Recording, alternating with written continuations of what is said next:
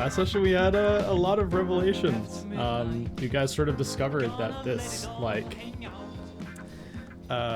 trail that you were following with Fiona Lin Wei was, for lack of a better word, a red herring. Like, it didn't really have anything to do with the primary investigation you guys were following. And while you did get some useful information and some useful contacts, ultimately you decided you were going to head back to the safe house and continue on with the investigation proper. Interestingly, before you guys actually got there, you ran into this individual. He was a homeless veteran who appeared to be living with this pack of stray dogs in the middle of the city.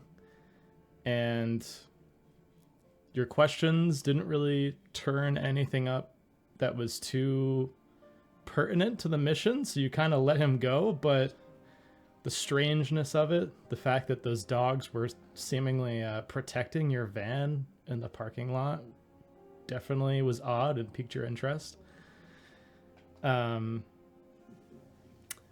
upon returning to the safe house, you guys immediately were confronted by your handler, John Drake, who was like, you got to get your asses in gear. I'm not going to stick up for you if you fuck up again. This is your one fuck up, essentially. And he said he was going to send in a team to essentially bury your tracks, get rid of the pamphlets, suppress the knowledge that these students have. And you guys were immediately sent to Travis Air Force Base outside of Berkeley. And you guys took a C-130 to Malmstrom Air Force Base in Montana. So we'll start this session. We see this huge C-130 Hercules flying in the sky as it starts to descend just outside of Great Falls, Montana. You see this huge sprawling Air Force Base with numerous craft, numerous jeeps on the ground, driving to and fro. A lot of the aircraft and missiles here have nuclear capabilities, so it's an extremely high security base with a lot of high level clearances, hence why Delta Green might have a ties here. And as soon as you guys sit down, the loadmaster tosses you guys, who's essentially the military's version of a flight attendant almost, tosses you guys your belongings. You have sling bags with your rifles and go bags with the different personal items and affects you might bring. And as soon as you step outside, you see there's a senior Air Force officer that's sitting on a lawn chair on the tarmac waiting for you. He has two men beside him. This is what this guy looks like.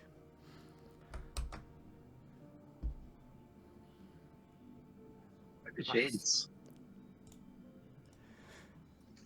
Yeah, and he for some reason looks extremely amused. And he's like, "Came here for the show. Hope you enjoyed the early bird, gentlemen. I don't know how you got Drake that goddamn mad, but please keep it up. Nothing gives me more joy in my old age than seeing that slug blow his top. Believe me." And you see on his uniform, he seems to have the rank of colonel. And you almost reflexively go to salute him. But he's he sort of waves his hand. He's like, "No need for the formalities. Here, I got car keys for a rental. Welcome to Montana."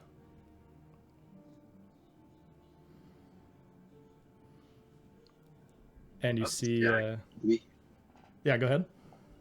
Oh, just saying it's good to be here.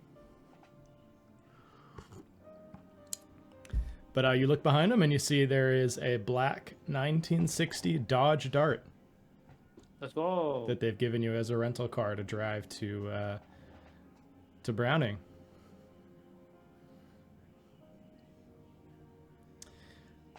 So would you guys like to head out? Would you like to stay around Mamstrom? Maybe purchase anything before you head over there, or requisition something? What's the play? I mean, we have all our basic like supplies and stuff. We have like funds. We have guns. We have everything we need so far. Yeah, you guys have basically everything you would need on you. But if there's anything like extra you might want or think of, you could certainly do that before heading there. Yeah, I think we're good to kind of truck along. Yeah, I think I'm good. Cool. Okay. Who's gonna drive and who's gonna go in the passenger seat? I think.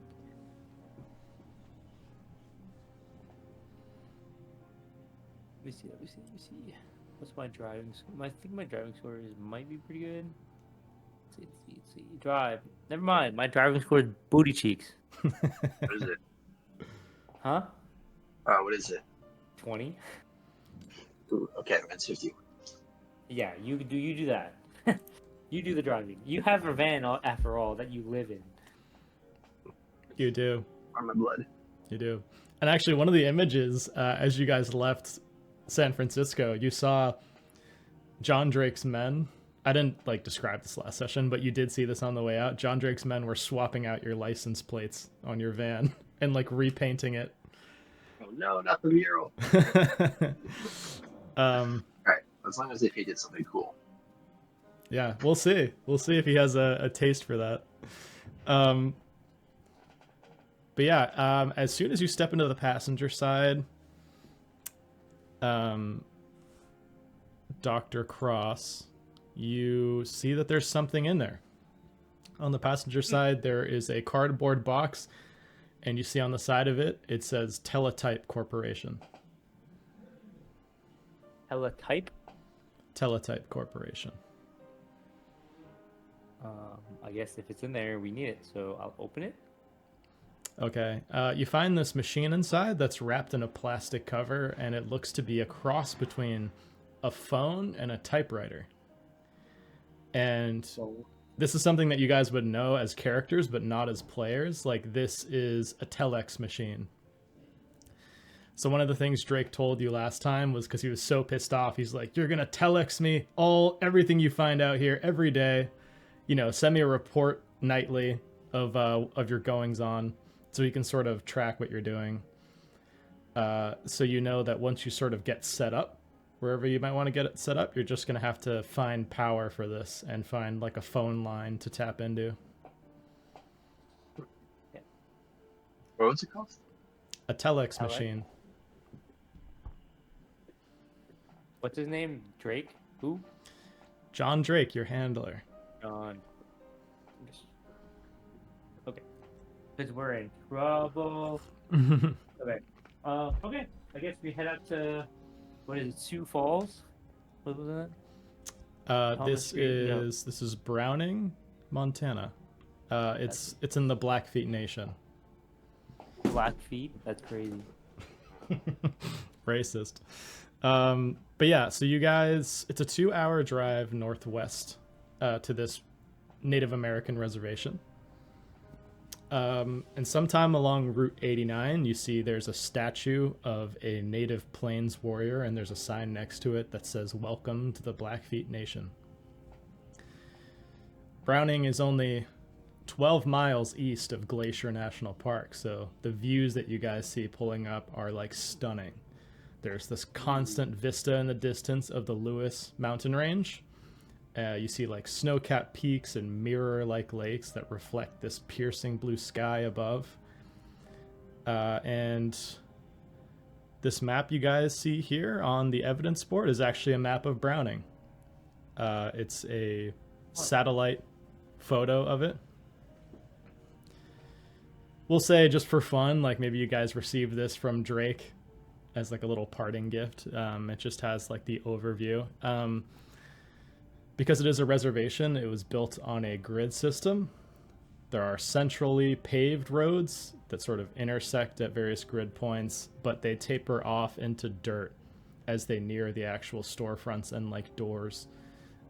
You see businesses like the Western Motel, which has a caricature of a cowboy on its sign. You see there's the Johnson Motel, which seems to be half motel, half gas station. A place called Teeple's Market. There's a place called Park Theater. And there's a place called the Corner Cafe that seems to be like the go-to place for locals. You also pass by the Tribal Police Headquarters, which is on Boundary Street, which is sort of on the right side of this map, as well as one of those old-style Texaco gas stations. What's the population of this town? It looks to be... You know, like Actually, small, I can... medium, or large? Actually, I can tell you exactly. Browning's population is just under 2,200, so it's pretty small. Oh, okay. So but it's the densest concentration of Native Americans on the reservation. Oh, I forgot they were Native Americans. I was just gonna say we're gonna probably stick out like sore thumbs. Oh, you certainly do. I mean, whenever you step out of the car, you get a lot of looks from people. Although it's not really like menacing at all, because they do get tourists on the way to Glacier National Park, so they somewhat like tolerate people coming in. Would you say that we picked up like we're not in like business suits or anything?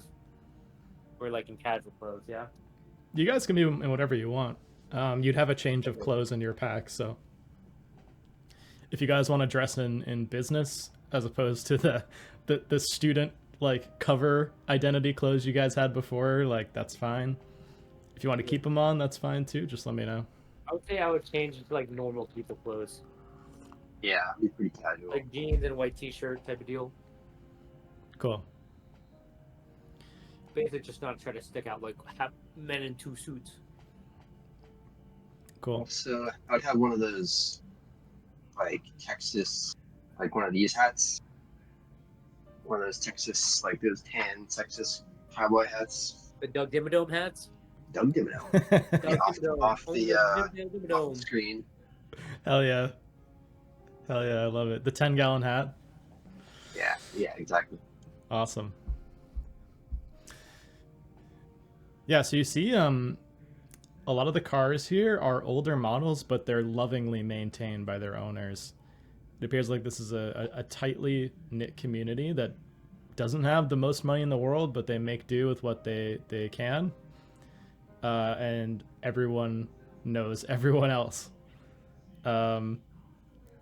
You see it's a rather young population too. You see a lot of people are in their like 20s and 30s. You very rarely see an older person here. Maybe like one for every 4 or 5 blocks you clear as you're driving down this main street. But yeah, where'd you guys like to begin?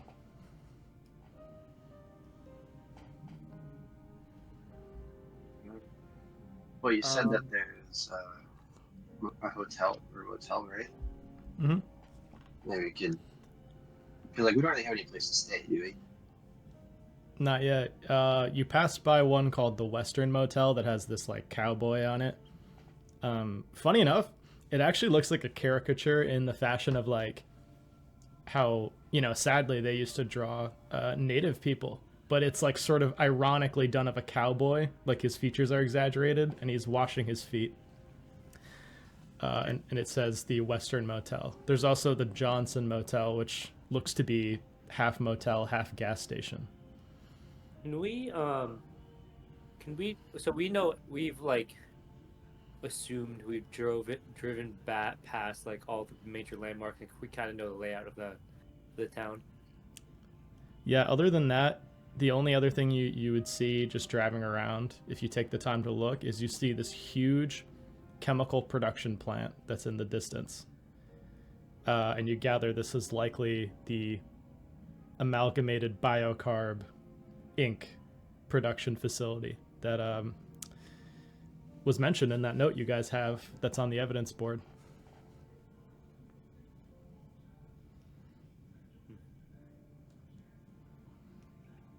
but it's probably a few miles outside of town. It's not like bordering on it. Do you want to, Jimmy, just like sit at a cafe and just overhear anything? Like just get a vibe of the town? Yeah, that's what I was thinking. Is just lay low for a bit, and just Yeah. see what's going on. Cool. I like it. I like it. We gotta like, eat. Hell yeah. Are you both gonna do that, or do you want to like split up to do different things? Well, yeah, we could.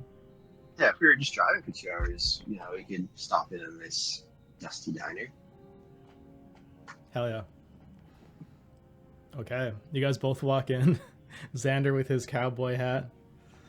And you guys pick a booth. This waitress comes up to you. She looks to be a young woman in her early 20s with braided hair, and she has like thick rounded glasses. Like she has an extremely high prescription.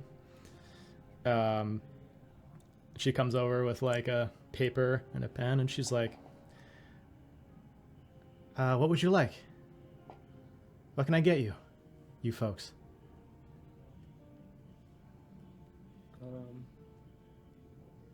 We're not from here, as you can tell. Just give us the town favorite, and then a cup of coffee for me.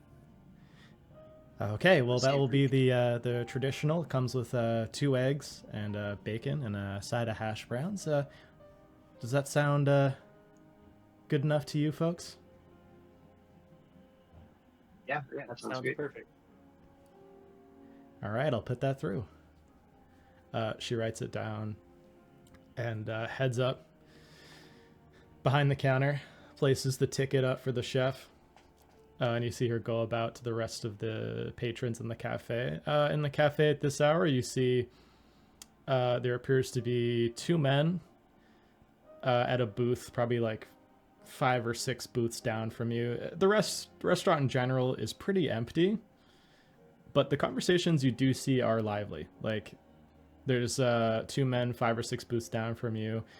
One appears to be like a tall, stocky man in his 50s who's like dressed in a suit, and he's talking very animatedly with this other guy who's like about average height, also pretty stocky, but just like constantly smiling. Like he has a wide smile, also with braided hair, and he's in like a t-shirt and a vest, and they're both chatting to each other. And on the other side,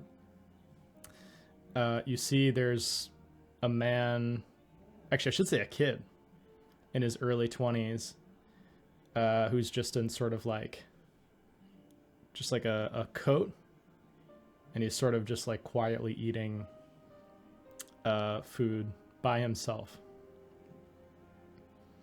So would you guys like to try to listen into that conversation you hear down the way? Yeah, I would say so. Okay. You guys can both give me alertness checks to see if you can pick up what they're saying.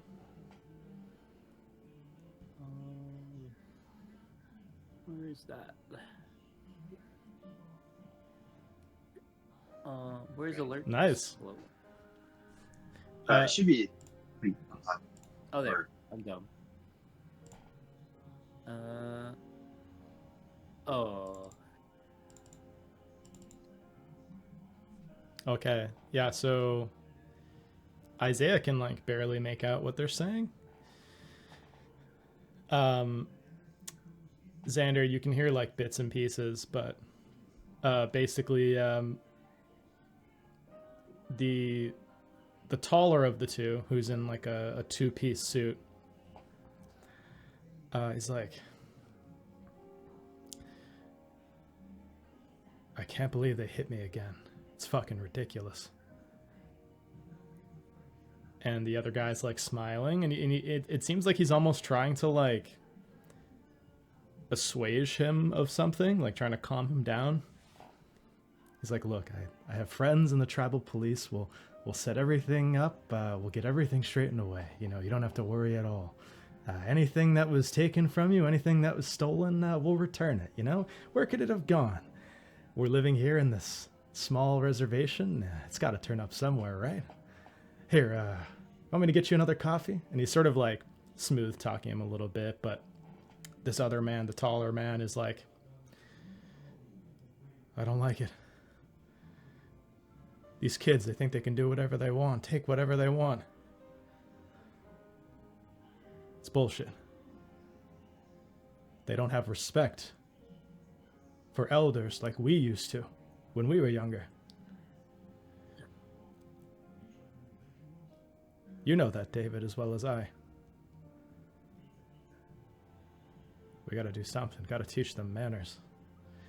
And they switch to another language and say a few things back and forth to each other, and then start to pay their bill and leave.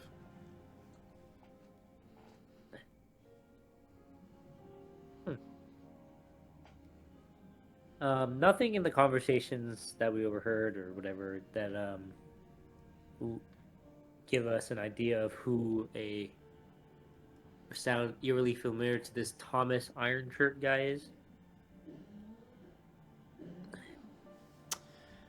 Xander, why don't you give me a luck roll, actually? Yeah, that just sounds like it was about some kind of neighborhood gang of kids. It sounds like it was a robbery from a local gang of kids, but I wanna see if you pick up on something. Oh. Oh, What? never mind. Nope. No. So you see, was looking they both get up. The man in the suit leaves a hefty tip on the table, and walks out the door. You see, he actually, for all his antics, all his anger, he actually opens the door for the other fellow, and they both walk outside onto the street and get into a Cadillac. Yeah, I was gonna say, can we ping what car they arrive? Yeah, they have a late 1950s Cadillac that they both get into. It appears to be the taller man's car. Is the smiley guy, is he younger? They both appear to be roughly the same age. Like how old? Both in their like 40s, 50s.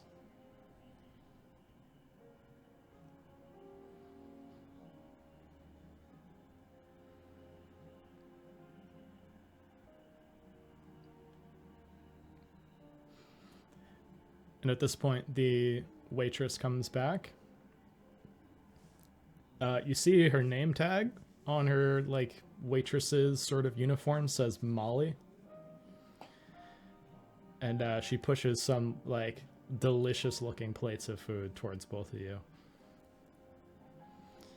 She's like, here you go, gentlemen. I hope you enjoy. If you need anything, need any coffee, I'll be around. Thank you so much, Molly. Of course. If you don't mind me asking, why are you two in town? Oh shoot, did we come up with a cover story? Did John Drake give us a cover story? Now's the moment. You guys tell me what the cover story is. And you know, whatever you tell her will likely get passed around pretty quickly in the town.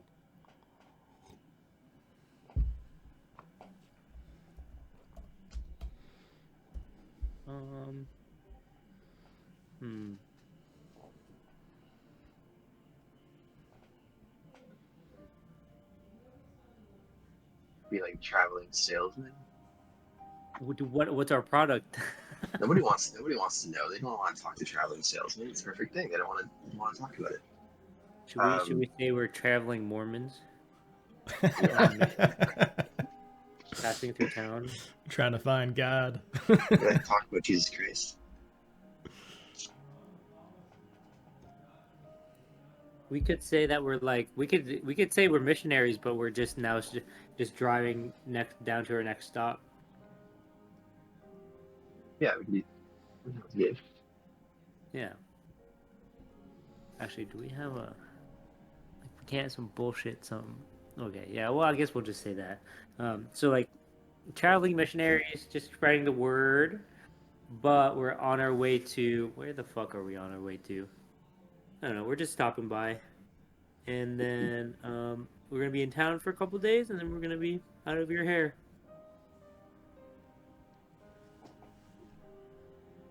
Amazing. Well, we have plenty of churches in town if you'd like to visit them.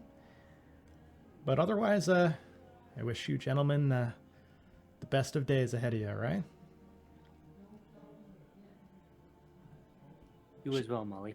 She doesn't Blessing. suspect, like, she's not suspicious of you or anything. It's just very, very much small talk with her. Right.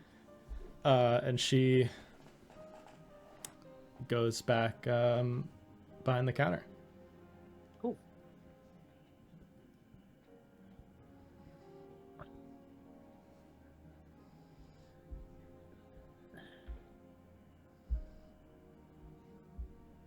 I'm just writing it down. Oh wait, is what's his face is with us, right? I was gonna say Kaji. Crisanto Vaz. Yeah. Yeah, he's with you.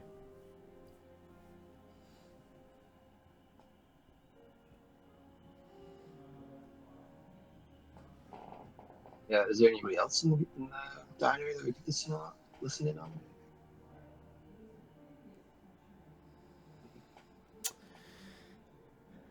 Yeah.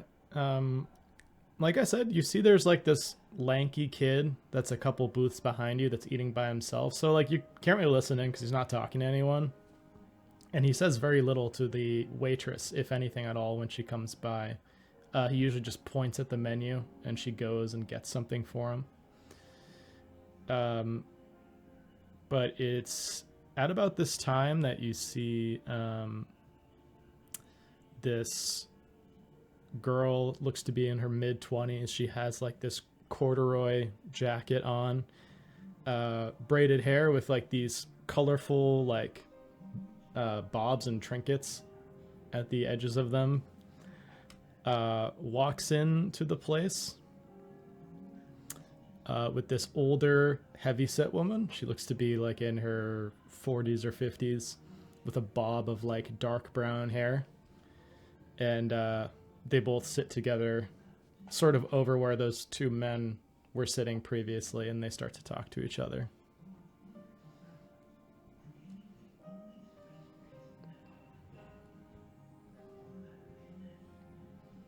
Do you just listen in on their conversation as well? Yeah, I think we'll probably just stay here for a solid, like, well, a little bit longer than normal average meal, and just see as much like weird information we can kind of like pick up. Mm.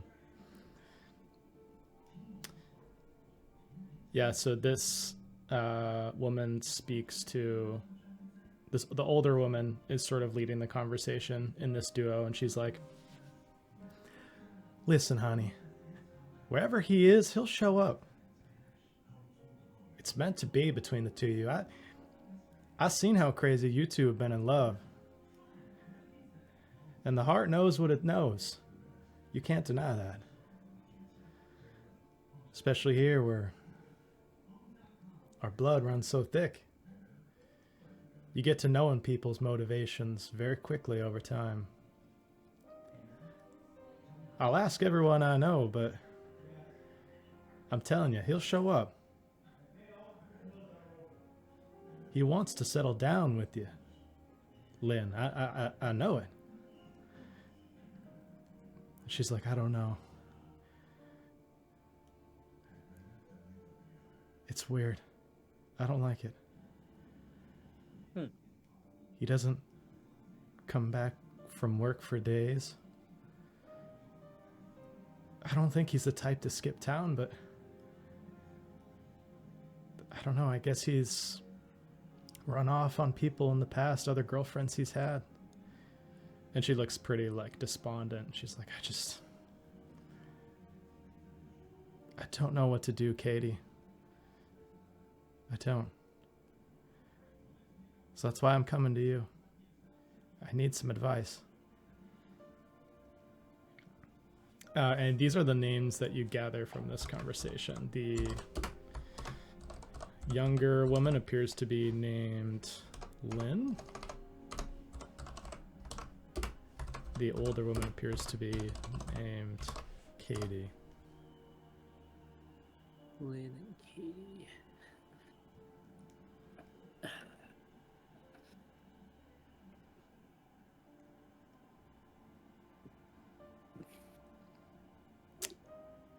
And once they complete that thought, you see Lynn makes eye contact with you, Xander, and notices you listening in. Oh my Shit. goodness. And she's like, she looks towards Katie, and they both start talking in more hushed tones that you can't hear.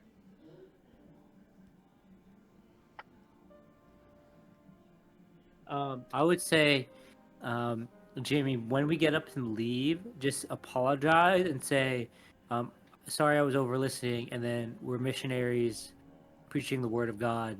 We just hope that everything's okay, and then we just walk out. Like, basically, it's like what I bounded that up to was like, oh, you kind of just stare at her, listening in, intent. But like, that's kind of what you do at a cafe. Yeah, I could say like, oh, your story touched me. I'm sure the Lord will help you find your light. Yeah, we'll just say that when we leave. But okay, weird. Okay. So are you guys getting up to leave now? Or are you going to... Yeah, I guess you can. Okay. I don't see why not. Yeah, you see like other Good locals 10 come. minutes after the conversation. Okay. It's Yeah, not you... like, hey, we heard it and left. Yeah, I got you. Yeah, they're sort of talking quietly to each other. You get up and go over. And the first person, even though she's faced away from you, the older woman turns around first. You see she's put on like her lipstick very aggressively. Like you notice from this distance, now that you're closer, like it's extremely red. Like it does not match her skin tone at all. It wouldn't match any skin tone really, right? Like it's just like globbed on there. Maybe she's trying to recapture the youth of her younger days, but she's like, that is a wonderful hat you have there, sir. Oh my goodness. What's your name? Fake name, fake name, fake name. Oh, that's right. Thank you very much. I just you're whispering this in his ear. Fake name, fake name, fake. You start to open your mouth and I elbow you by accident. Thank you very much, miss. My name is Mark. Just passing through with my buddy Adam here. We're just a bunch of Mormon missionaries trying to spread the good word. Oh wow! I don't know if we have too many Mormons in this town. You might have stumbled upon a new market here. A lot of folks Sounds looking great. to find God in these streets. I can tell Oh you. yeah, is there like a lot of trouble in this town? And they both look at each other, sort of knowingly, and look back at you. And they're like, she's like, "Not any trouble we can't handle." But a lot of folks being sold religion these days, and it's selling like hotcakes. Let me tell you, especially in this state of Montana. Now, I'm not a religious type myself, but I appreciate the spoken word when I hear it. Well, thank you for the kind invitation. Of course, honey. And both of y'all have a great rest of your day. You hear? You as well. Thank you. You as well. The younger woman doesn't say anything, and she's looking at Xander the whole time. But she does at the end. She's like, "Have a good day." And then you said your apology, yeah? Oh yeah. I guess I would have also said something about your story. I heard your story. It touched me a lot. Yeah. Why were you listening in? I saw you from across the restaurant. Oh, well, it's just it's a story that I can relate to. Really? So I was just drawn to it. In what way? And you see, like she's actually starting to get interested in this. Oh no. Here you go, Jimmy. Here you go. You should have just said. You should have just said. It's what you do in a cafe. Just listen. You just listen around. Well, I had to recently leave behind someone special too. Her name was Fiona, and Oh, he's technically not lying. He's not. He's not. and I know how it can feel to not be with the person that you wish you could be with right now. So just was nice to I don't know, have somebody that sounded like they could relate to what I'm going through as well.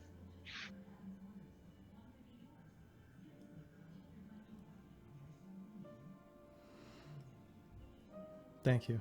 I appreciate that. I do.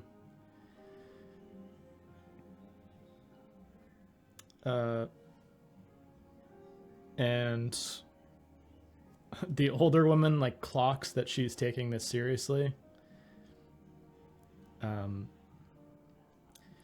And she's like, well, don't let me be rude now.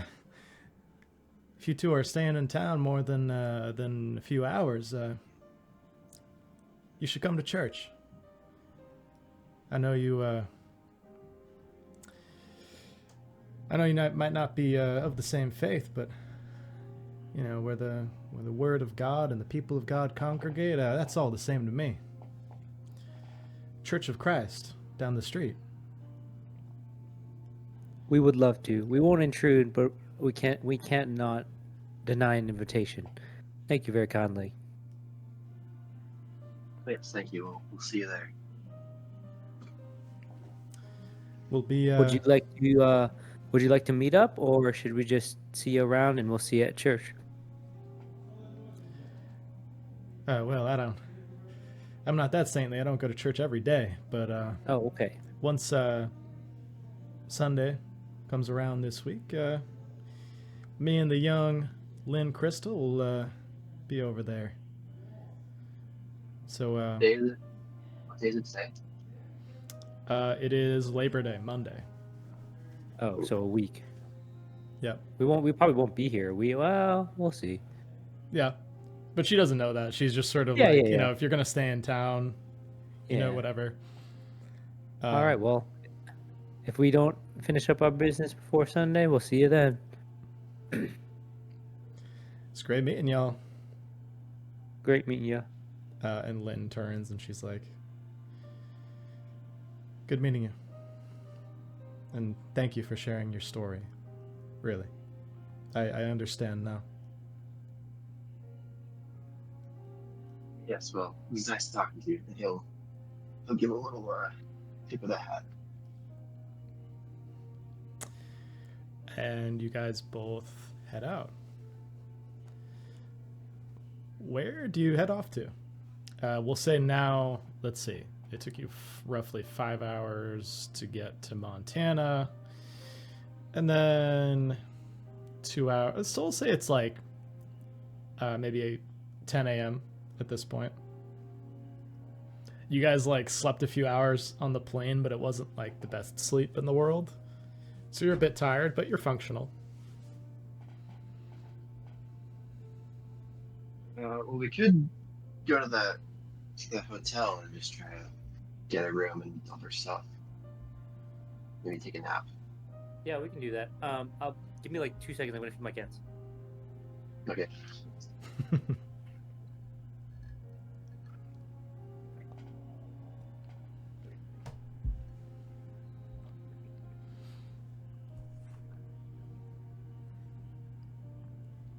All right, so you guys, do you know which of the two hotels you'd like to stay at, Jimmy? It was. Which was the nicer one called? The Western Motel. Yeah, I think that would be better than the gas station one. Okay. Yeah, you walk in.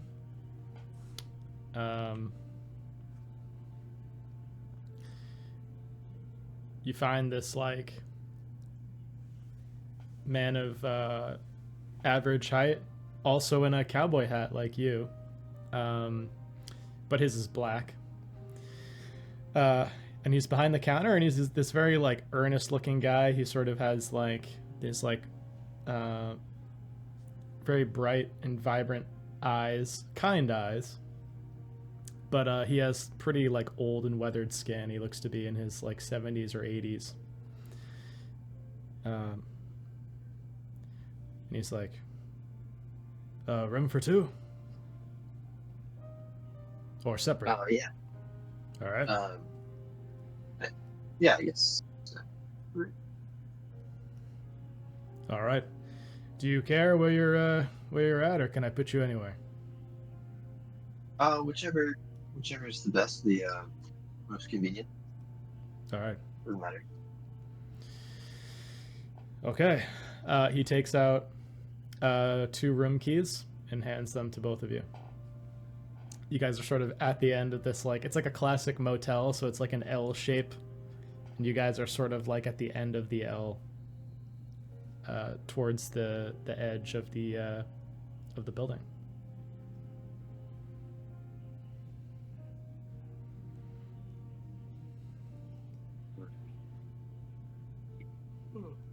All right. Well, I guess we'll unpack and do all our motel hotel deals. Okay, just get like settled in and all that. Yeah. And then I guess we should debrief. I mean, like, I guess we'll take this time just to talk and debrief. Yeah, talk about your plan of attack here. Yeah. So again, we have to find who this Thomas Iron Fist is. Thomas who? Thomas Iron Shirt. Thomas Iron Shirt. And actually, I'll reveal some of those people that you saw at the diner on your evidence board here. This are people we were supposed to meet. This is Lynn. That's what she looks like.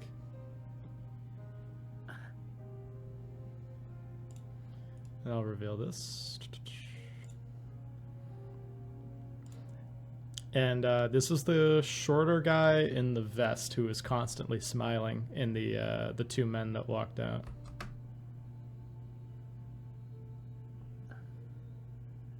Bird Rattler. And I'll put this on too. And we don't have a picture of the older woman. No. Okay. I'll probably make some though, because she's a fun character, but I didn't make any so far. That's what. So we need to. Well, we should probably try to investigate the post office and the PO box without being too suspicious.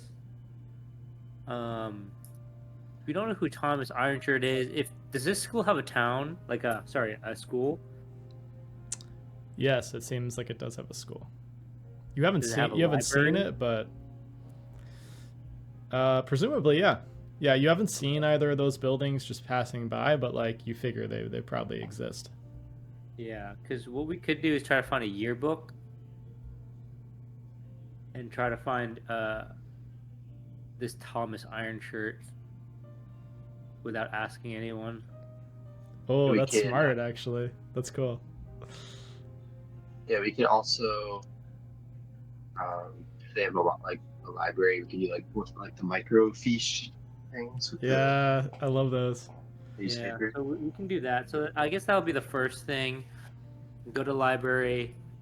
Well, figure out what the school name is. Find the library. Find a yearbook. See if we can find a Thomas Ironshirt. Do we have? Wait, computers are the thing, correct?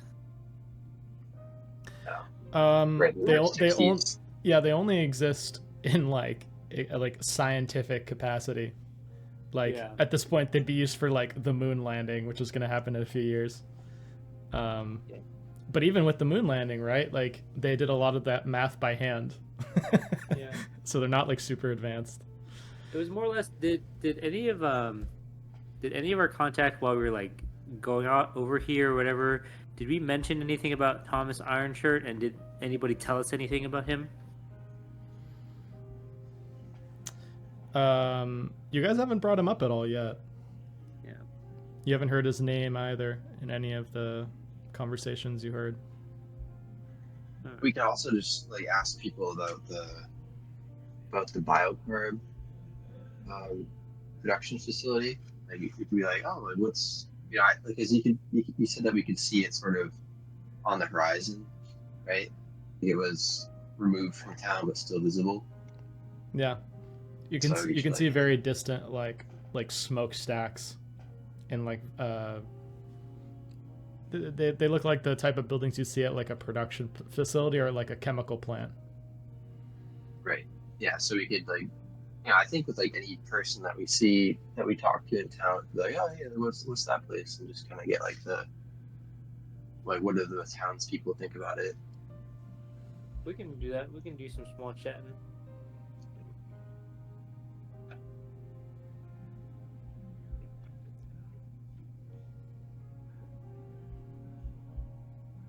Do you want to do that before or after the library?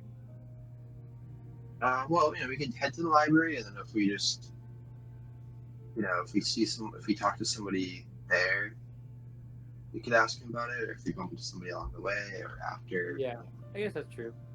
Yeah, I think we just don't want to be too obvious that we're looking into something. Because again, word gets around super fast, so try not to make a disturbance or any weird like, hey, why are these two friendly people talking not about Jesus Christ? About what's his name? The Mormon prophet. Yeah, I forget his name. I don't know. But we could definitely ask about like, hey, what are some good town like sites in town and stuff? We're here for like a couple days, and what's that thing in the background, which is like the biocarb thing.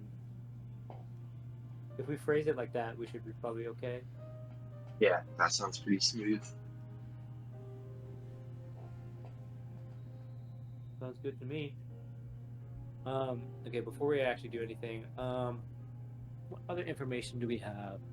Biocarb, Blackfoot Indian Reservation, Browning, Montana.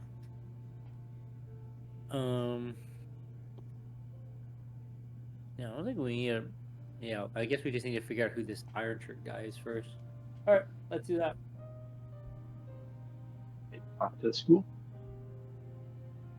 or the library. Library.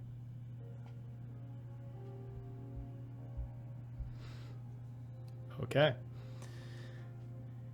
Yeah, you do. You do find the one like library in town appears to be attached to a school. It's called the K.W. Bergen School. It appears to be like an elementary school, but back in the day, like there wasn't a middle school, so elementary was like a lot of grades. Yeah. And then there was like junior high and then high school. And you see that this building is rather dilapidated. It looks old. It looks like it was built maybe in like the 20s or 30s, and the exterior is extremely deteriorated. But since it's Labor Day, it looks like it's closed. But you see within there is like a skeleton crew of people working. There looks to be a janitor, and there looks to be this like thin, older looking woman behind the front desk. Like maybe she's like essentially like a weekend secretary for the school or something. Wait, so are we at the school or the library? They're the same thing. Oh, gotcha. Yeah. Well, if it's closed, we don't want to seem weird, to be honest.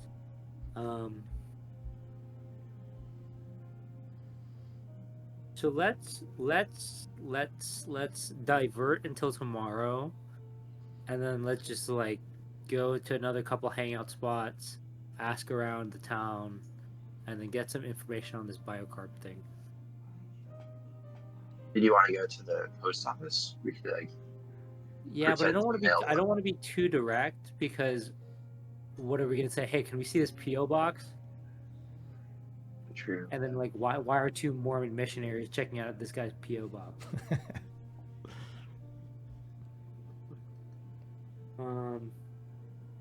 You guys are what else going could about we- it smart. I like it. I don't know what. I don't know where else we would get information from. I would say I would pick up a newspaper. Can I pick up a newspaper? You can. I want to see any notable happenings in the town. If Thomas Ironshirt is like a more well-known person, if there's any weird news stories in the area. Yeah. Yeah. You see, actually, there is a local paper. Nice. It's called the Glacier. I think it's the Glacier Gazette. Let me check my notes. No way did you actually search this up. Oh yeah, no, it's really cool. I found like the scenario takes place here, but it doesn't give you much for like the town itself. It just has like the key players. But I found this like 30-page document that was like a survey that they did on the Native Americans in Browning in like 1968. So this is extremely accurate. Oh my God. Yeah, let me see. I just had it. Where was it? Glacier Reporter. The Glacier Reporter. Yeah. Yeah, so you see, and it's called that because this county that they're in is called Glacier County because of the Glacier National Park nearby. And yeah, you certainly see goings on.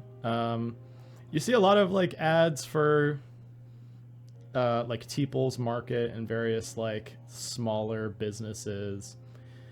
You see an ad for Park Theater that has like all the movies that have come out this year.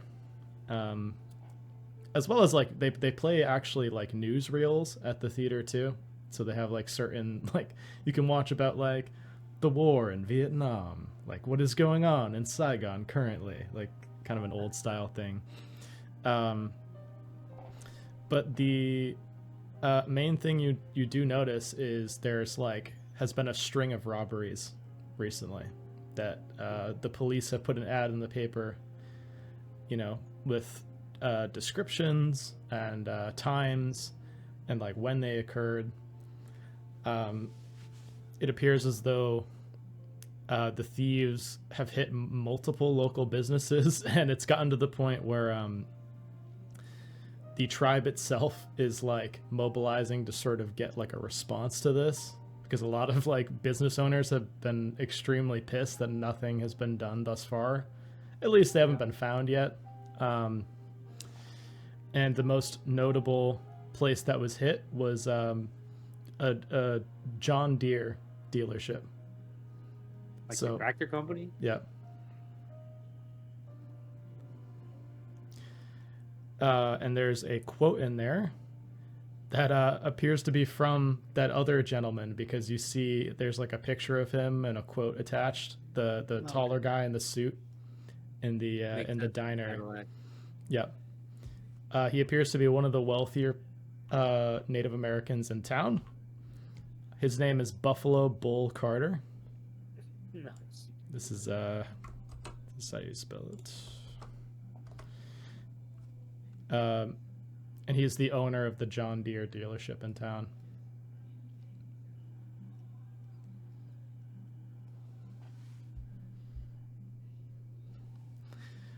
At the end of the article, it says that in response to these burglaries, they've mobilized a task force to try to find whoever this is. And somewhat comically, it just has one name on the task force because the entire town only has 5 officers. So they're like, we're just going to put one guy on it, and that's going to be his thing. And I'll give you his name as well. It lists him as Detective Red Crow.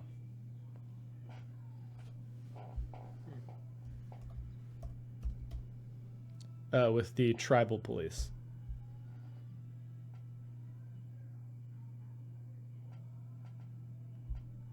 All right, let's see.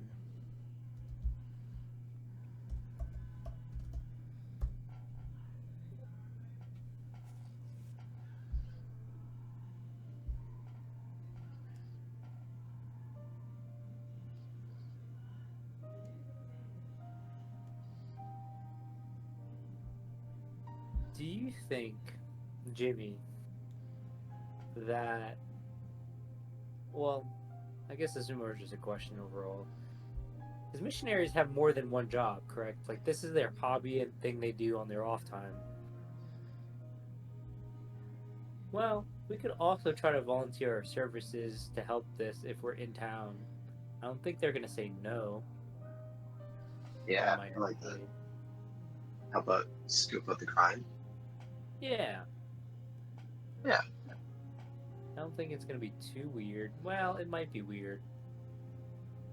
No, I think even if they say no, I think they can still brush it off as being like, oh, these white guys trying to help out getting our. How about this? We go to the police station and then say, hey, we read this in the store. We read this when we go to the police station, whatever that is. Hey, we saw this in the news.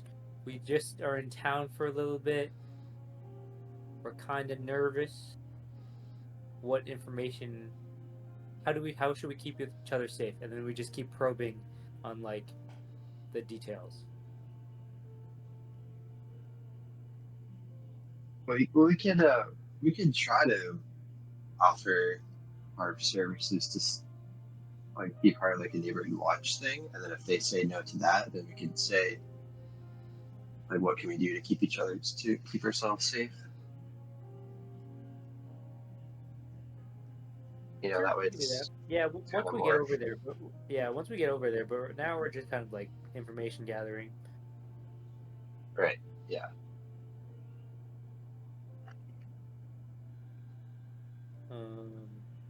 So nothing, no names pop out to me. Like Tom's Iron Shirt isn't in the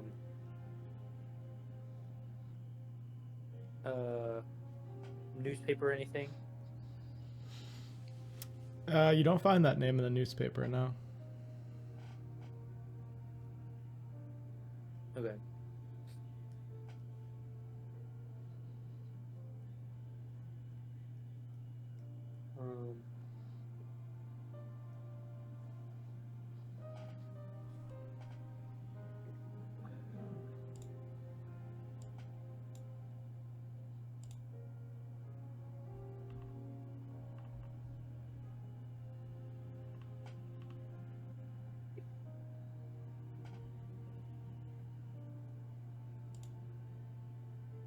I mean, we can try to go to the police station then, if we're kind of done with if we didn't find anything.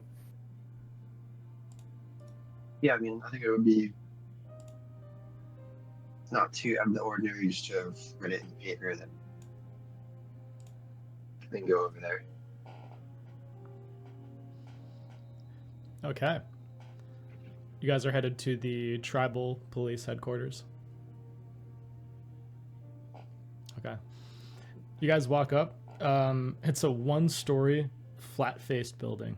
It looks very like 60s architecture. Like they didn't put much effort into the appearance, really. And you walk in. There's like very dull carpeting, and like very dull lighting. It's not very complimentary on people's faces. And you come to actually the first desk you walk in appears, you see like the name placard appears to be Detective Red Crow. So you see him like right as you walk through the door. They don't have like a patrolman running a desk or anything. It's just you walk in and there's 5 desks in this small office. And the first thing you see these like calloused hands that seem to be holding up these like miniature soldiers and he has a paintbrush, and he appears to be very delicately painting them. They look like World War II miniature soldiers. And he's very Painting on the job. He's very delicately putting in like a set of eyes and like a mustache, and he's painting like this German soldier green. And he looks up and he just like quickly stuffs it in his desk, and he's like, hello. How can I help you, gentlemen? I hope we weren't interrupting anything. Yeah, don't stop on our behalf. Oh, Keep no. on going. I'm sorry. It's a hobby of mine. Time got away from me. I apologize. This is what this guy looks like. He sort of has like a vest. He has what's called like Western wear on, so he looks kind of like a rancher. He has like a black cowboy hat similar to yours.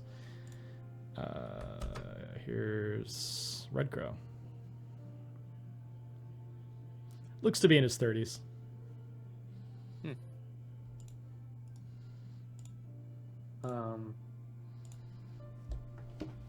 Well, the slow day is an easy day, so don't stop on our behalf. But That it is. Slow day. we just got to town, and we were just picked up a newspaper just while we're kind of perusing the place, and we saw these certain robberies. Is there anything that we need to be concerned of? Are they violent? Do we need to put our belongings away? No, I gotta ask you. You know, I have 2 eyes and 2 ears. I've been around the block a few times.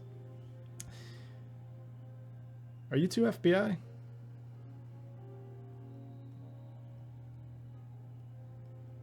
Just missionaries. But it would be pretty cool if we were an FBI, right? It would be pretty cool. I won't lie. I mean, you can pat us down. We don't have IDs on us, so we All have right. a driver's license. All right. But I just have to ask. You know, we have some FBI folks that come through here once in a while.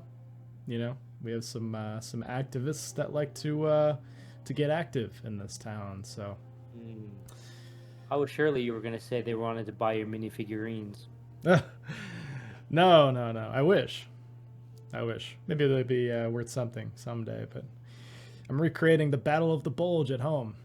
I got the whole set. I'm painting all the miniatures. I got all the terrain. Bit by bit, it takes up the time that I'm not out doing good, honest to God police work. Something to take your mind off things. That's always good. So what would you like to know? You mentioned the burglaries. Yeah, the burglaries, but these activist things, that's kind of weird too. But yeah, we just got to town. Do we need to do anything about the burglaries? What are they like stealing? Are they going to steal any of our stuff? Oh, you're no, sir. You don't have to worry about the burglaries. We know who the perpetrator was, and we're gonna close in on them soon. Hopefully, just a gang of local punks that I've dealt with for a while. But you know how it is when those boys skip town. Usually they knock someone up in an adjacent town and then come back once their bills are too high. So he'll be back sooner rather than later, I think. At this point, he takes his miniatures back out and he starts painting them while you're talking, and he's like, "They just need a good hobby. I'm telling you." Do you know why they were stealing tractors? It says that they were stealing John Deere stuff. Yeah, It can't go pretty fast on those, can you? No, I think they were just trying to make a quick buck. There are a lot of ranchers that operate sideways of the law in Montana, so they'll buy up tractors on, well, I wouldn't necessarily call them black markets, but from shady dealers. On the low, on the cheap. So, I've been looking at different of these kind of shady dealerships in the area. I think a purchase will probably head me in their direction, but I haven't found anything yet. So, in the meantime, You have nothing to worry about, believe me. As much as we only Now have that- 5 officers here, I mean, the whole town is a police force in my mind. I have, informants everywhere I go. People like following the law here. Well, if you need any extra set of eyes, we'll be here for a little bit. So I guess we'll stop on by if we see anything weird, just to help you out. Yeah, feel free. If you'd like to say hello or, bring me a coffee or something or food. Yeah, definitely. Feel free to swing by.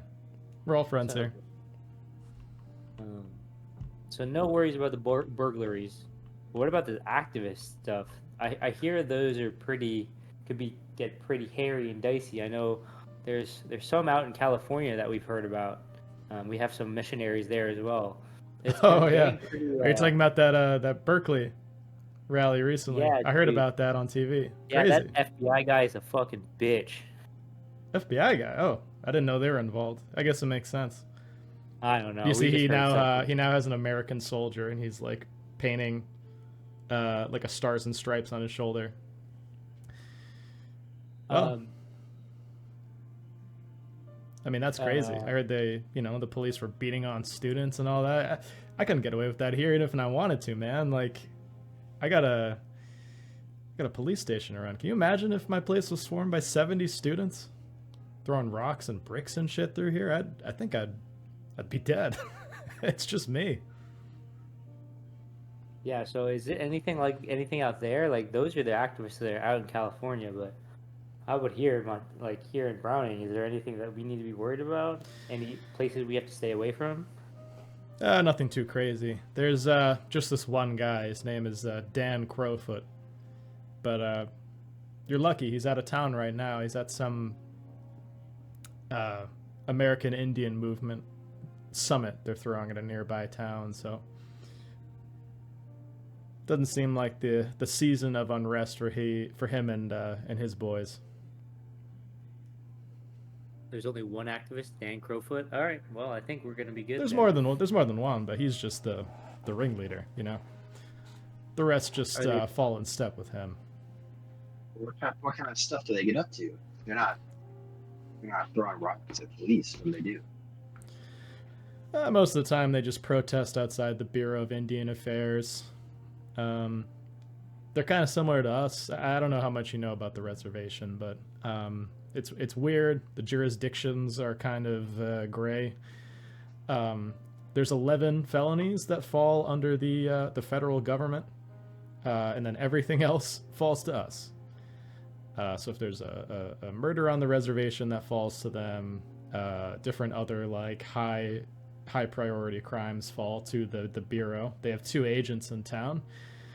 They're both slackers, in my opinion. They don't do much, but they're bodies behind a desk, and that's what the government cares about. The real police work is left to us, which usually is such a heavy lift. I mean, hell, I'm painting miniatures today. I don't have shit going on. But when the shit gets heavy, it's me and my buddies here that are on the line. But anyways, I digress. Usually they just protest outside that building and burn American flags, here or there, walk up and down the street with signs, try to rile up folks, but they understand that most of the time, they're just protesting.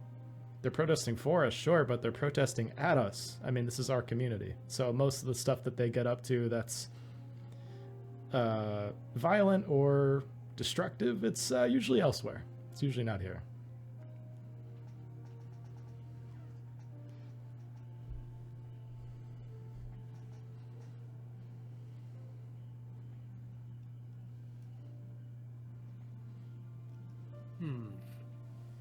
Interesting stuff.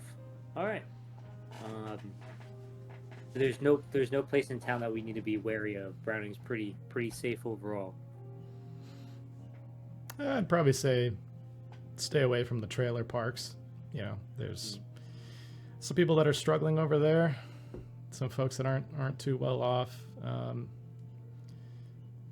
mean, most of the stuff we get around here is just public intoxication. Usually just ferrying folks back to their homes or breaking up a rowdy bar fight now and then, but pretty quiet. No narcotics work, no trafficking, no nothing. Most folks just work at the gemstone facility uptown or the pencil factory, and it's a quiet life. Are you looking to live here or something? Why are you asking? Why are you asking so many questions? Oh, we're just a nervous bunch, just want to make sure we're in a safe place. Yeah, we're Mormons. We're pacifists at heart, so we don't want to get into any trouble. That's the main thing. Okay, well, you both seem honest enough.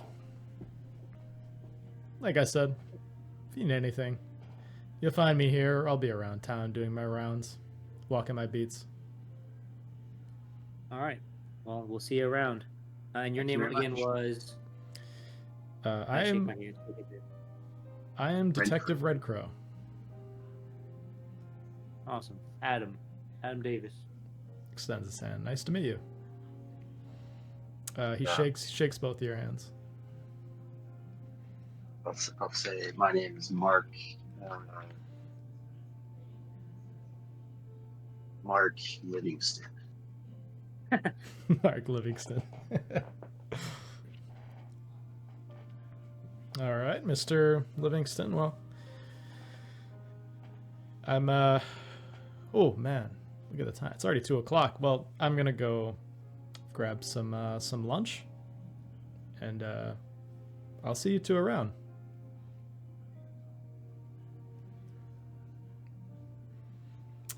And as you guys both sort of like follow him out because he's heading out too. He locks up the station and heads down the street to the corner cafe where you guys were at earlier.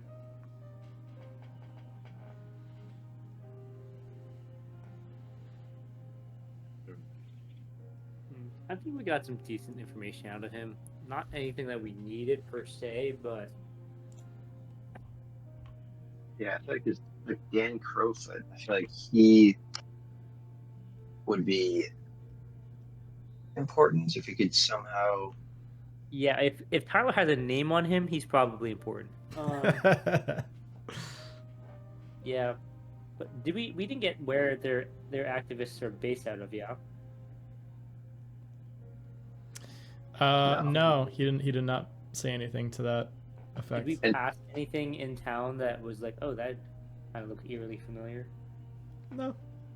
Where did he say he said he was at like some kind of convention? Yeah, he said he Dan was. Crowfoot. Yeah, he said he was out of town at some Yeah. American Indian Movement convention, which AIM, which was this like organization for like native rights in the 60s. It actually still exists today, but in the 60s and 70s it was most famous. Why does that look? That sounds familiar. Dr. Fulani mentioned them actually to you. Yes, that's what it was. She mentioned that they were active in Browning. Oh yes, that's what it was. That's all.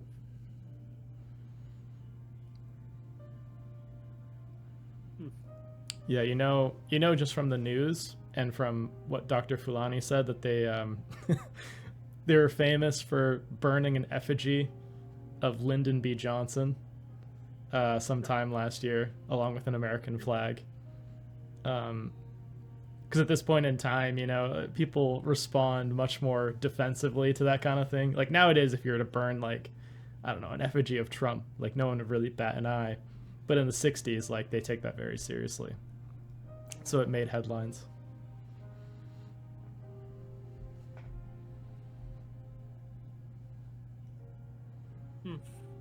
Alright.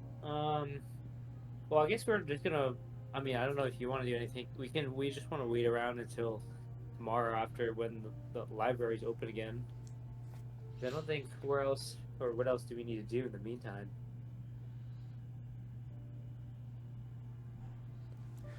That's really the only lead we had. I mean, we can just drive around town or just walk around town. Oh, we need to talk to people about the freaking biocarb. Yeah, Where? I was just about to ask him about it, but then he said like, "Oh, you guys are asking a lot of questions." Yeah, exactly. I guess. What? So, how long has it been since we went to the diner? It's been 4 hours, so now it's 2 o'clock in the afternoon. I would say we give it a little bit and then go back to the diner because we know the people. We know Molly there. I guess she can be our quote unquote informant. Hmm. Because like we've had time to walk around and kind of see Browning. That we could just ask her about the biocard place. That would be my only other thought. Do we Yeah, have a contact in Browning? Not that you know of, no.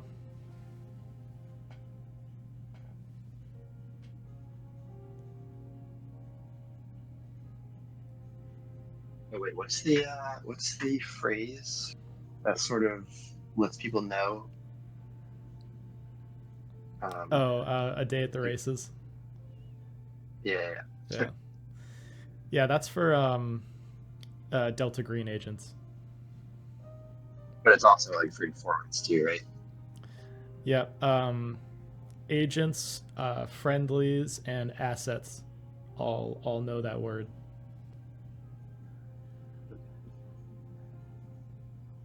Yeah. Okay, let's head back to the diner then. Get us some lunch.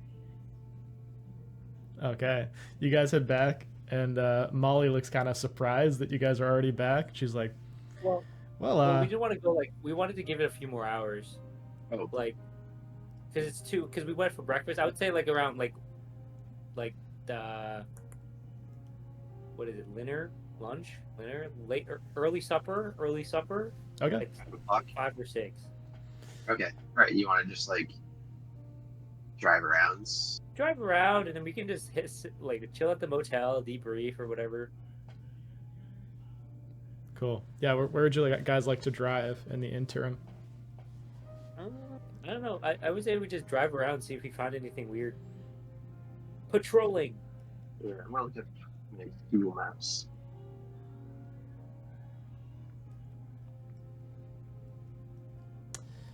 Okay. Wait, this is funny. I think when we went to Montana, I think this is where Kayla got pulled over. Really? That's really funny. I remember this. There was like some kind of ceramic teepee they had. That was familiar. Okay, ready. I didn't realize how far apart the towns were in Montana too. Like it's Yeah. crazy. Like the closest town is like I don't know, like something like 100 something miles away. I'm like, what the hell? Like, how do you just casually bridge that distance? Like, it's Yeah, nuts. we would like drive to some place for lunch and then drive through a bunch of valleys and plains, then hit the next town. Forever. It's crazy. Yeah, I guess we could just do either do like some laps around the town or drive through the plains. Do you want to like patrol around to see if maybe we could see some hoodlums? No, I was just joking about the patrol. It's more just like, hey, drive around, windows down, just taking in the sights and stuff, and then also Sure. just getting bearings for the town, and yeah, basically also just spot if we see anything weird. Okay, yeah, we'll Again, drive we're around, yeah. put the radio Just- on, What's up? Okay. put the radio on, get some time. Yeah, exactly. Okay. I'll have you guys both give me search rolls, as you're kind of like scouring the town for anything interesting. Yeah. Search. Oh, just got it. Okay. Nice. Ooh. Yeah, so for each success, I was going to give you like one bit of something interesting that you see. Um, yeah, so you see from a distance Lynn Crystal Stone. You're just kind of casually driving by and you're like, huh, I wonder what she's doing. She goes inside of a pharmacy, seems to pick up something, and she seemingly is walking back home.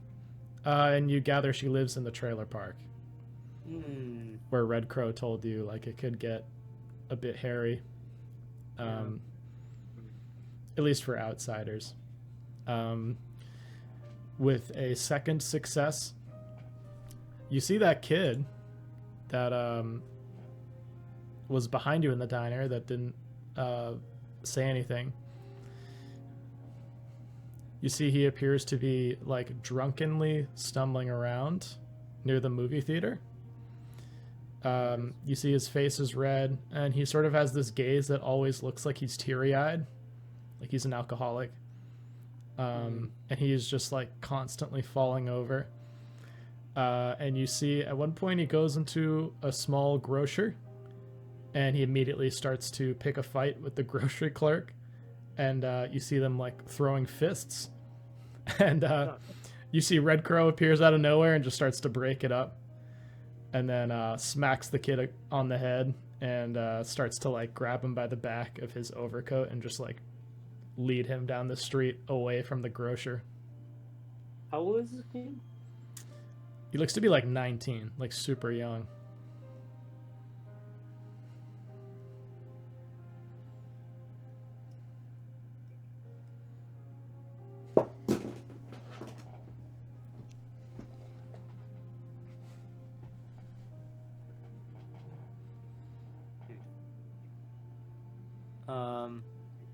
Okay.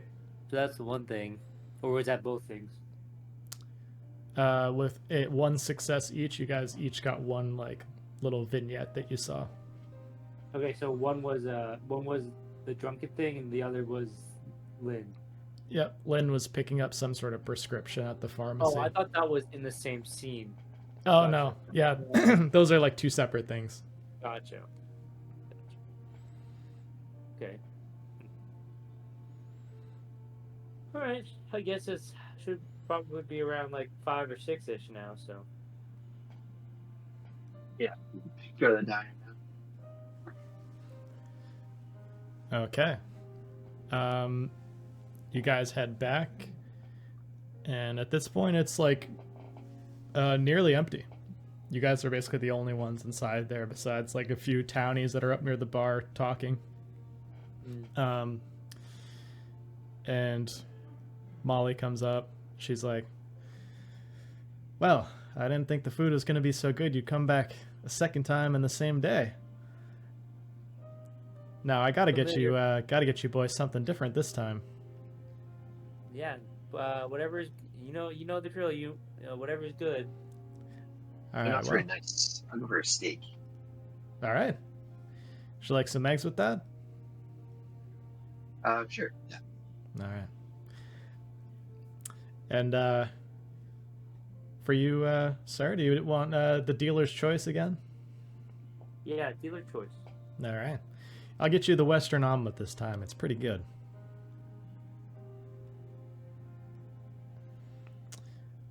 And she heads off.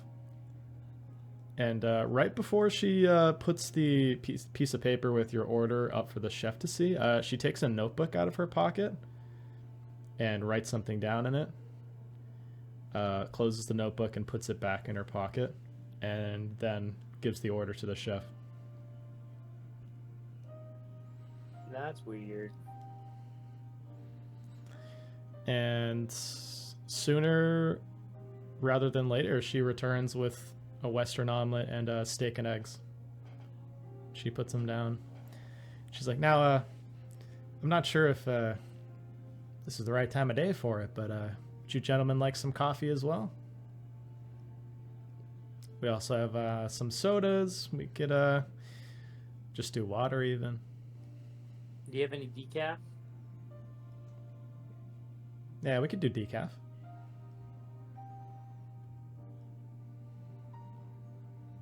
Yeah, take a decaf as well. She goes, gets you 2 decaf coffees. And as you guys sort of enjoy your meal, what would you like to do? Yeah, I'm thinking I want to work in the day of the races. I feel like, if she's in like a resource, then she'll know what it is. If she's not, then no harm. Are you gonna say the line to her? Yeah, I'll just work it in somehow. Okay, she comes back with the 2 decaf coffees, and how do you put it? Say, I don't want to be up too late tonight. I gotta be up early tomorrow for a nice day at the races, as they say. I'm gonna be a lot to do tomorrow. And she doesn't respond or like make any indication like she knows what that means. She just sort of puts the coffees down and walks off.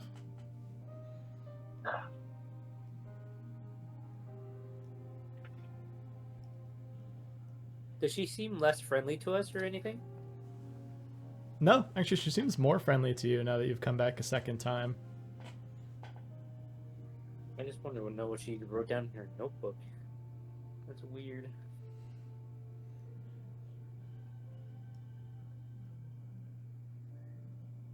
I guess we do the Is the same notebook thing.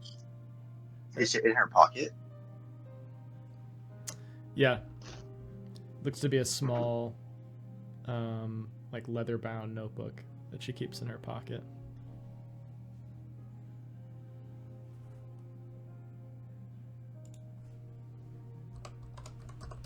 Cut your nails, dude. Sorry, my cat is being like. She didn't do that the first time, no? No.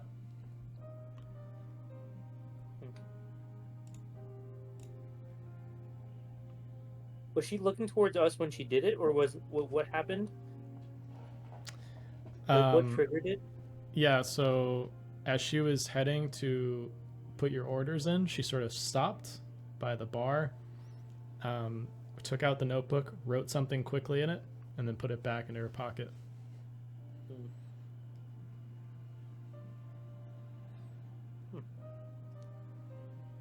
Odd.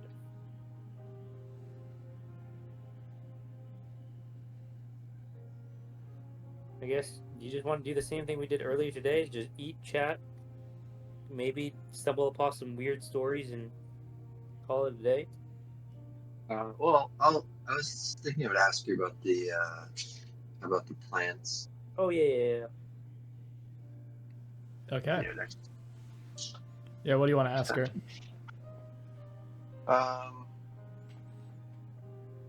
Well, I'll just say that I noticed those smokestacks on the horizon. It's kind of disrupts the landscape. I would think that this close to a national park, there wouldn't be anything like that. What's that all about? Oh, yeah, you're talking about the gemstone facility. Yeah, it employs a lot of the folks in this town, actually. Not myself, obviously, but, they have a cafeteria there, a medical center. They give a lot of benefits to folks who work there, which is hard to come by in the winters here because most of the other work is seasonal. And yeah, I mean, it may be an eyesore, but it pumps a lot of money into this community, I have to say. Wait, so is that like do we only see one factory on the horizon, or are there multiple? There's like the one big one. Yeah, I'll say that's the only one that you guys see. So it seems like she's talking about that one. She also refers to it in this conversation as the ABC gemstone facility.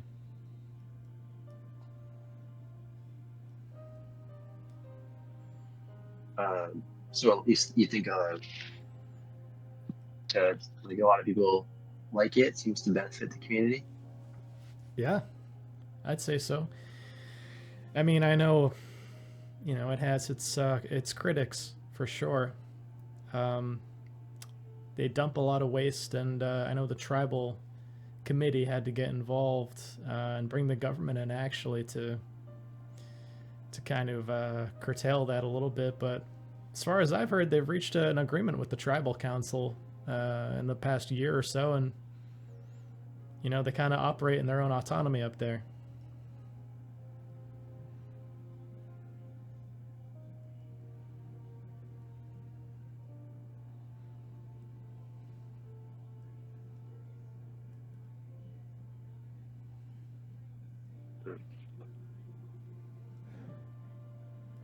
Do you have anything you want to, Chris?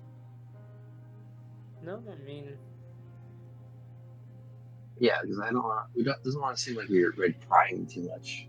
correct, exactly. And again, once the library opens, we can like probably research a lot of this stuff and like archive newspapers maybe and stuff. So it's not a big deal. It's more just like small talk conversation. Say hi to Molly again, because the more she sees us, the more she's gonna be like probably open with us. So that's kind of the main goal, and see if like any of the other patrons have weird like things that pop up. Yeah. Yeah, I like your guys' approach. It's very like methodical and like safe. Different from last time. Yeah. Yeah, Which is not probably like last time. well, honestly, like that, like if it's a learning experience, like that's great. Like you guys are doing proper detective work, I think, in Browning. Like very little suspicion, if at all, that anything is wrong, which is great.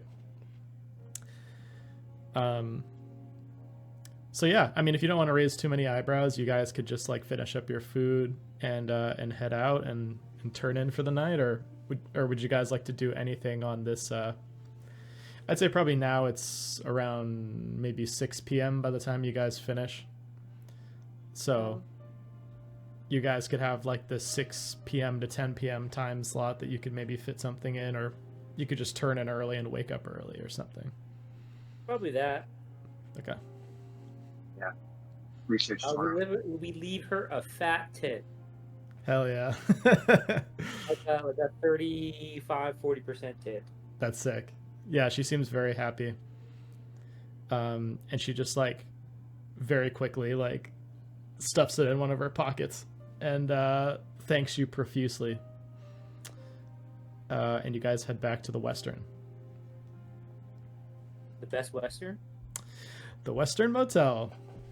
The one with the caricature of the Western cowboy Motel. outside. The best Western. Oh, Jesus. Oh, Jesus. That's great. So you guys both turn in for the night. And you wake up early on Tuesday morning. We'll say you guys are like up and ready by like 6 a.m. because you probably turned in at like 8 p.m. Maybe even earlier. So you have the whole day ahead of you.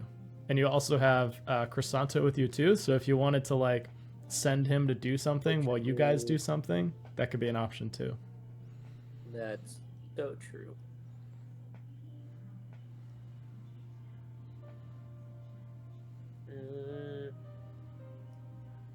Well,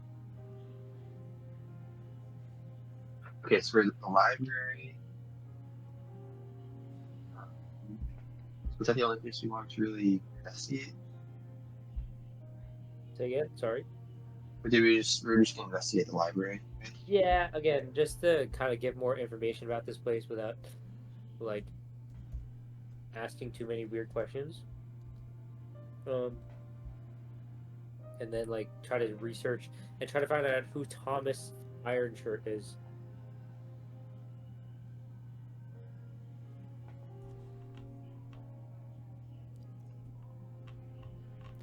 Okay.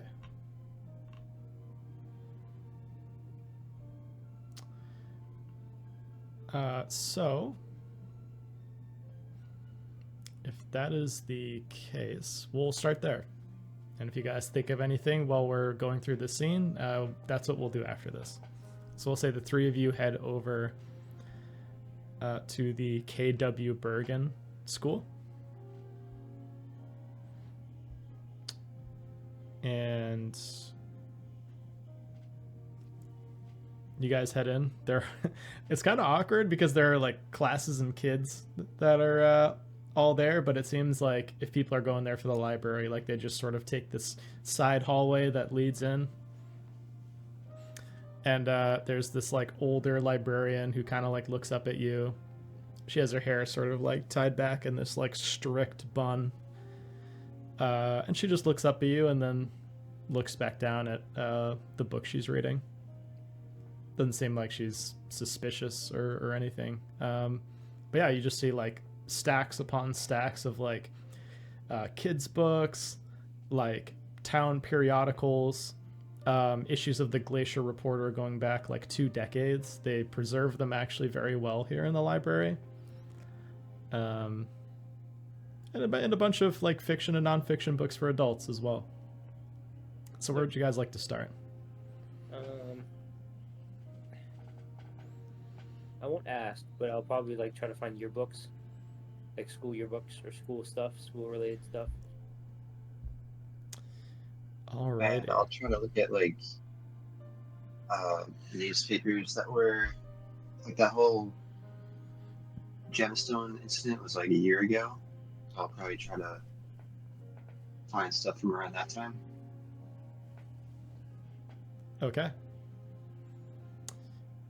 Yeah, so what are both of your intelligence times 5 scores? Oh shoot. Hold on. I have a cat on me. 85. 85. Okay, that's very high. I'll just check for you, Chris. Also 85. Oh shit, you guys are smart. Hell yeah. I am a physician. That is true. Yeah, so with you only needed a 50% to automatically find it without a check.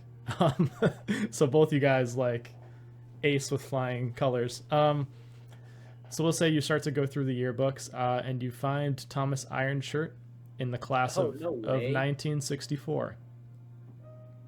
So he appears to be very young. Like you gather he's probably like 20 years old, maybe even younger. Is it the fucking drunk guy? It's interesting because in the yearbook there's no picture for him. Like he didn't show up for picture day. Oh my god, it might be him. Oh my god. But you realize it's not him actually because you find the other guy also in the class of 1964. That was either being we're not fucking railroading again. No, but you just coincidentally find this kid because he's in the same class as him. His name is Roy Weaseltail. And he looks like he very like that's how you spell his name. His picture looked like he very like haphazardly put on like a polo shirt, but like, you know, like his hair is a mess. He looks unkempt, but it looks like he at least tried for this photo for whatever reason to look presentable. And as far as the ABC gemstone facility, you find that also in 1964, they got into a legal conflict with the Blackfoot tribe. It seems like there were issues about pollution, and you find a lot of like legal documents supporting this, that the tribe was basically trying to say like your zone of your facility is so close to like our waters and our airspace that like there needs to be some kind of accountability because people could get sick. We see all these strange fumes coming from the facility at odd hours. And the Bureau of Indian Affairs actually escalated it to the government. And there are no details about this, but it seems as though from the paperwork you're reading that the ABC, Amalgamated Biocarb Incorporated Gemstone Facility, reached a private agreement with the tribe, and that was essentially a settlement. It doesn't say how much money was paid, but you read that the funds were dispersed amongst every Native American living in Browning. And since then, they haven't, like, the Gemstone hasn't countersued, and the tribe hasn't sued them for anything additional. So it seems like both parties were content with whatever agreement was made. There weren't any mentions of any protests or anything with Thomas Ironshirt. Yeah, so since you have an 85, you do find that there was an American Indian movement protest, because it seems like the members of this organization were claiming that the top members of the council, i.e. the president, who, it's funny, you read on here, president of the tribal council, David Bird Rattler, who you guys saw at the corner cafe. With the John Deere guy. With that guy. They were accusing Bird Rattler of caving to the organization and maybe even taking a payout from them to keep things quiet. From the ABC? Yeah.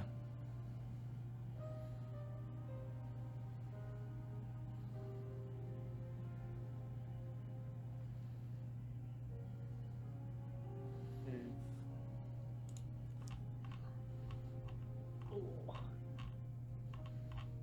Interesting. Oops. Oh no.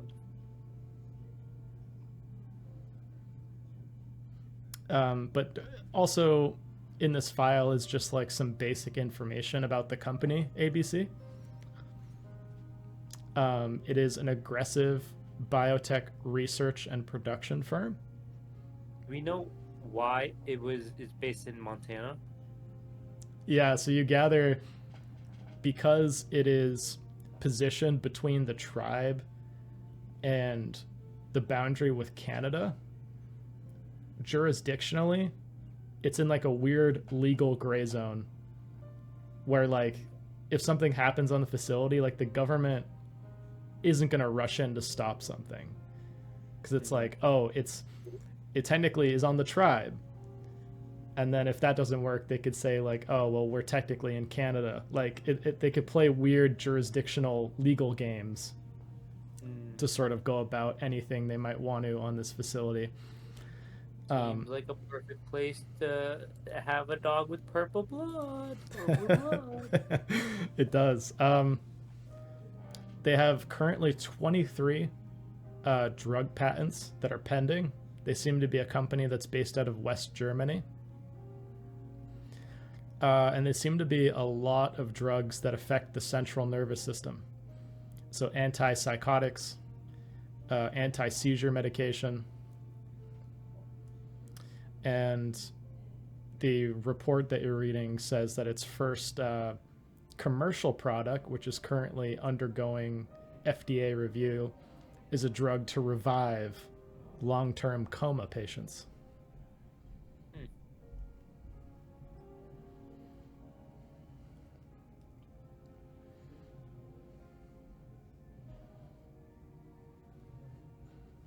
But that is what you get from this small Browning library that you guys are in.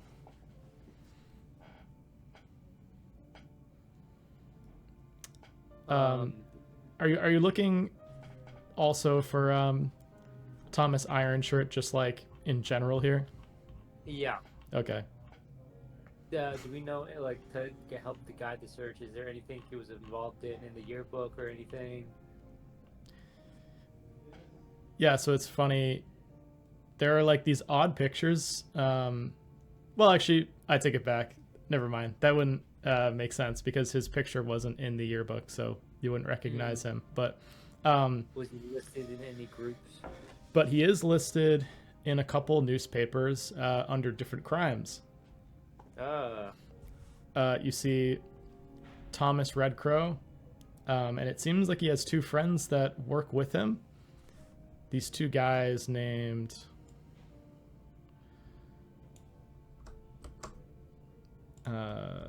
Jacob Left Hand and Charles Lowhorn. Charles right hand. Jacob Left, Charles Right. And you find in a bunch of newspapers like stories of them committing very public acts of vandalism, like stealing stuff from stores, engaging in public brawls with a bunch of business owners. And you see like just like a long string of different criminal activities. And you see in one of the articles that it has, it claims that Red Crow, Left Hand, and Lowhorn all didn't make the draft for Vietnam because they had pending legal charges in Browning. No. So they have a juvenile record in the court system. Any more recent things?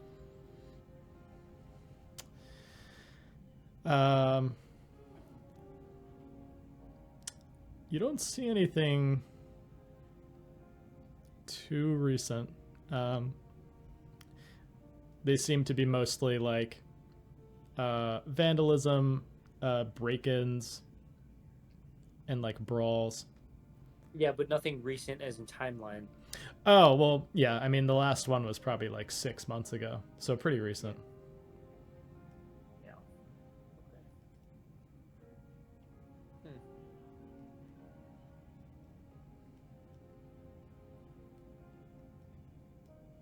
Yeah, I got nothing else. I mean, we got some good information, but nothing like too actionable.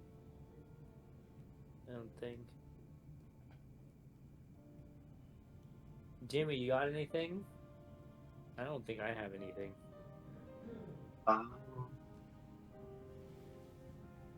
Well, we could. Yeah, I took a bunch of notes about the gym facility.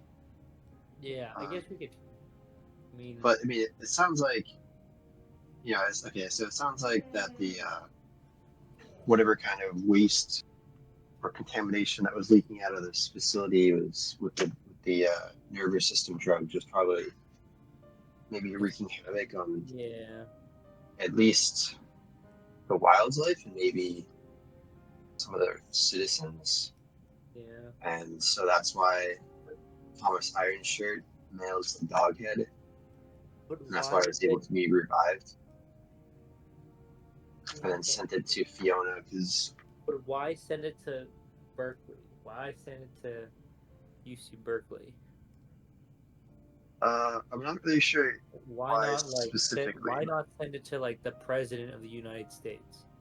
If Yeah. he's and why is he becoming an activist? So like for somebody who does crime, why does he want to bring attention to? Well, I think he's trying to bring attention to the drawbacks of the gym facility are, and like all the stuff that they're trying to cover up. But why him? He again, it's not like he's an upstanding citizen. Yeah, but he's he's part of the protesters. Is he? Wait, is he a protester? You don't find any evidence directly linking him to that. Yeah, he's just a random dude that sent a dog head. Well, I think he would send it to Fiona because he would know that she wouldn't try to cover it up and like would try to broadcast the information as much as possible. Is Fiona like a big name in like protesting? Like, is that in her dossier, or is she literally just some random person at UC Berkeley? Since you guys both have int 85, you gather like she's not well known at all. So like why? And now in the yearbook, or whatever. Is there somebody that looks like Fiona? Does she go by another name? Like, how does this guy know who she is?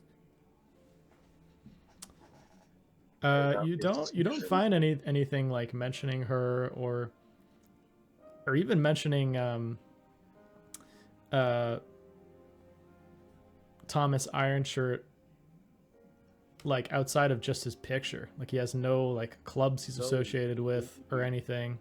Um, you do see Lynn Crystal Stone in the same class. Hmm. What about Dan Crowfoot? Is there anything about him? Also, random side thing, Tyler, because I know we talked about it before Jimmy got on. Halftime show is gonna be on next. Cool. Yeah, we'll be wrapping up very shortly. Okay. Um, what were you saying, Jimmy?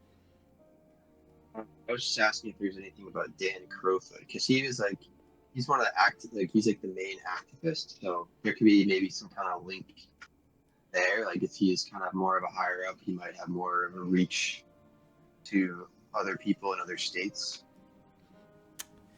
Yeah, I'm you find Dan Crowfoot in the class of 1960. He's a little older. It seems like he was a little older, and so he wasn't drafted for Vietnam. He was very politically active. In the yearbook that you saw, he was like the head of the student government in the school. And there are a lot of pictures of him even doing protests in high school against like the high school administration, like walkouts of the cafeteria because they were protesting students having to pay for lunch, things like that. And you find mentions of him, similar to how Thomas Ironshirt has all these articles about him committing crimes. You find ones about Dan Crowfoot just doing protests with the American Indian movement over the years. And the most recent article for him is just a few weeks ago.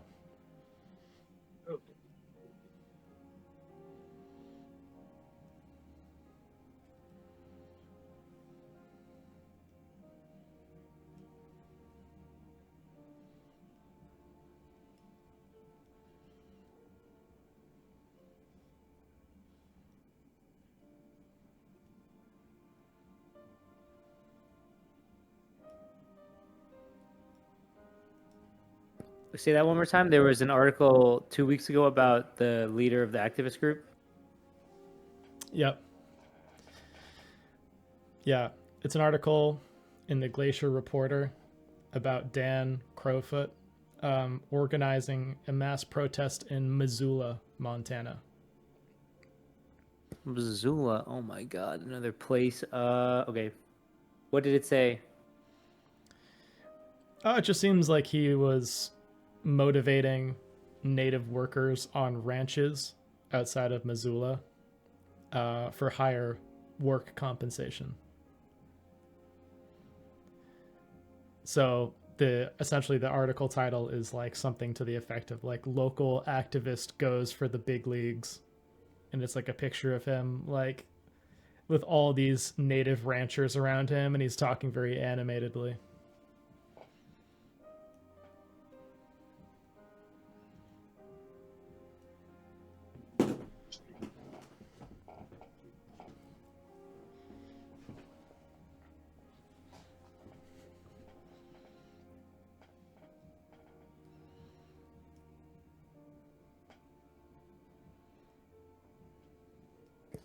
Anything else you think we should research, Jimmy? That's kind of. I think that's all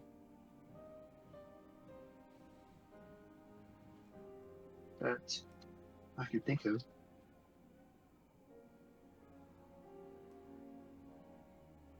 Yeah, I don't know. I mean, that's pretty recent, but it doesn't have any like clear connection to like what's happening.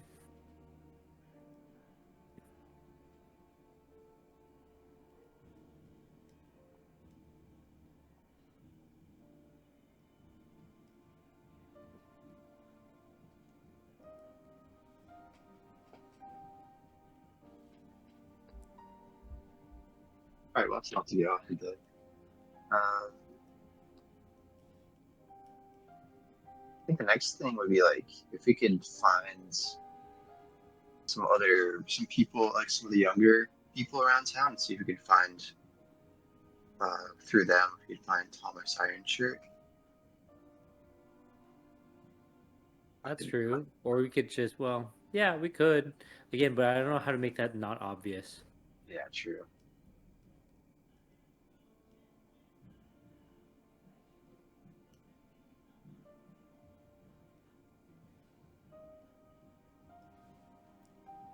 Okay, well, we'll leave off with this.